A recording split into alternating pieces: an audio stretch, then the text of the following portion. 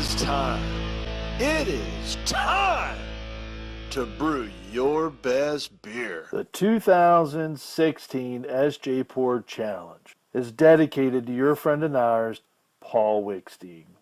Brought to you by Brewcraft USA, iMake, Gladfield Malting, Yakima Valley Hops, The Grain Bill, Brewers Exchange, Cake Kingdom Homebrew Supply, Hiraki Homebrew, and a special thanks to our silver sponsors. Okay, so I am at my second to the last SJPorr beer. So here we have a ultralight milk stout. It is 28V-74L-58Z. It's got 4.2% ABV, and it's described as an ultralight milk stout with chocolate, roast, lightly malty, like the malty, and a touch of bitterness on the finish. Sounds like there's nothing wrong with that. What I don't hear for a milk stout is some sweetness. I would expect with a milk stout with some of that lactose, it would be a little sweet. So they hooked the brother up and gave us a nice little fill there. Look at that. So there's the label. And let's go ahead and get into this. All right, a little bit of smoke coming out. It's always a good sign. And the pour.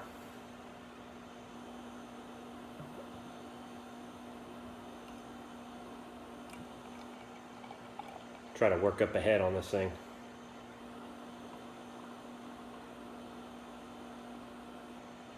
That looks like a beautiful beer. I think it must have been keg bottled because I didn't see any gunk come out at the end there.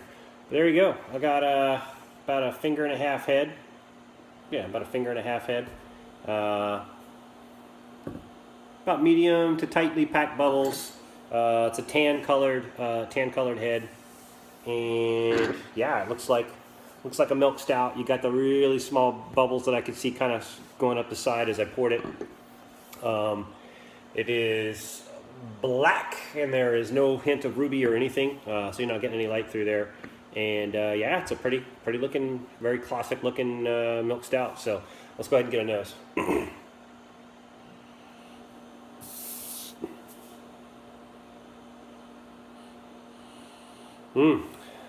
Smells like a milk stout. I get a little bit of the sweetness on the nose. I get the roasty. I can kind of smell that touch of bitterness. I think that I'm going to get at the end based on the description of the bottle. And I can smell a little bit of the malt too.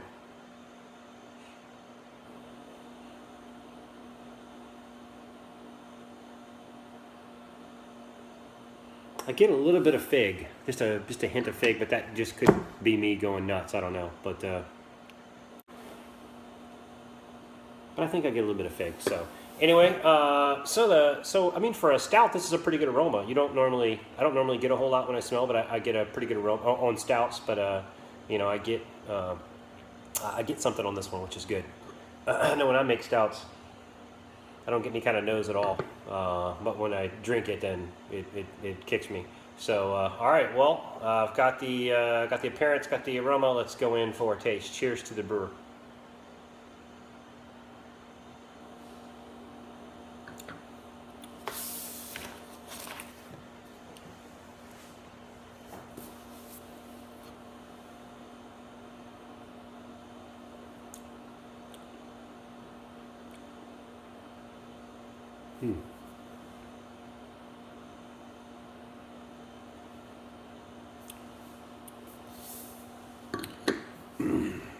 Began to wonder if maybe this was bottle condition.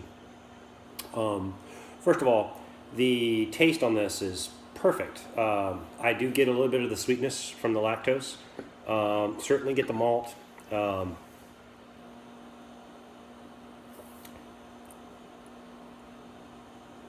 get like a slight hint of coffee, a very, very, very slight. I'm like very subtle. And I get the right, perfect touch of the toastiness. I actually could do with just a little bit more toasty on this one, but I mean it's fine where it is. That's kind of a personal preference of mine.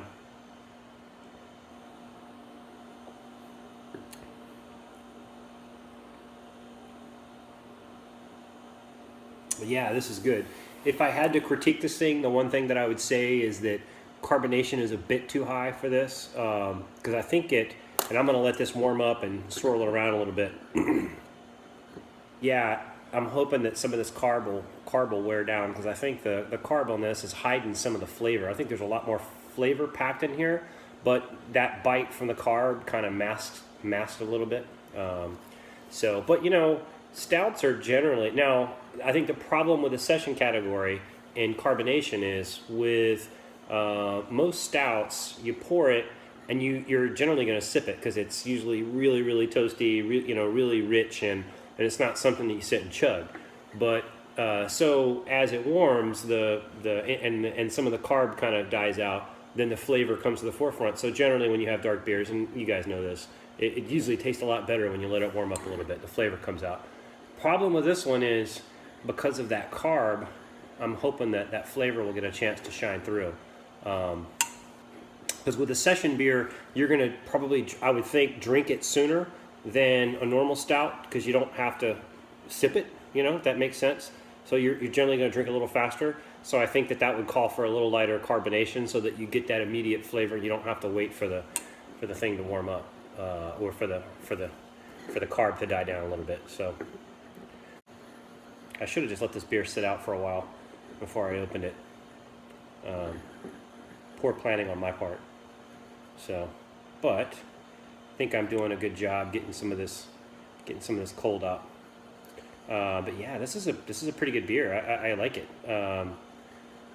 Yeah, like I said, the only thing is I would want a touch more bitterness and the carb to be a little less. Swirling all this carb out. So okay, I think it's been a couple minutes. I think this thing's kind of warmed up enough. Let's give it a second try.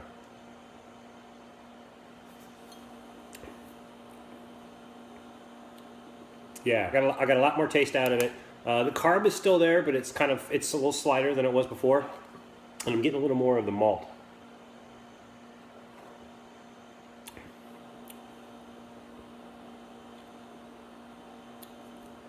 Yeah, this is a pretty good beer. I mean, that's just it, though. It needs to be a little less carved out of the bottle, and you let it warm up, and it's a lot more of the base of the malt kind of comes out and it blends in. You still have the light sweetness. I'm getting that from the lactose, which you want out of a milk stout, so check there. The roastiness, I don't know. It's kind of, 6 in one hand, half a dozen in the other. If you put a little more bitterness in there, it might take away from the sweetness. So I don't know. I don't know if I would change it or not. I kind of have the hint that a little more roasty character might kind of add a little bit more complexity to this thing. But there you have it, folks. Pretty beer, nice aroma beer, and it's actually a really, really nice, pleasantly tasting beer once you let it warm up and burn off a little bit of the carb. So to the brewer, good job. I'm going to go ahead and take a break here and score this, and cheers. Hope you have good luck in the competition.